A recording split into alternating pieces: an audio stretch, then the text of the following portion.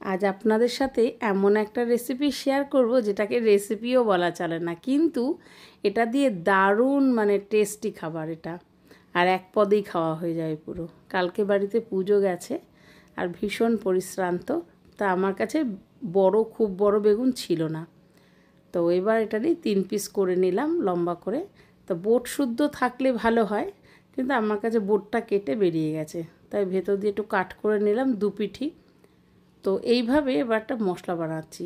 নুন, হলুদ, ধনের গুঁড়ো, শুকনো লঙ্কার গুঁড়ো আর রসুনের পেস্ট দিয়ে ভালো করে মিশিয়ে এবার বেগুনটার 2 পিঠি ভালো করে লাগিয়ে দেব, দিয়ে 5 মিনিট মতো রেখে দেব।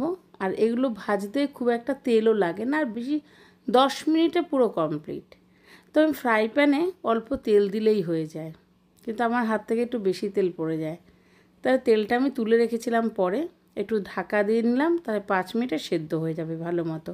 তারপরে পুরো একদম হাই ফ্লেমে রেখে ভেজে নিলাম। ভিডিওটা ভালো লাগলে একটা লাইক আর একটা কমেন্ট কিন্তু করবেন।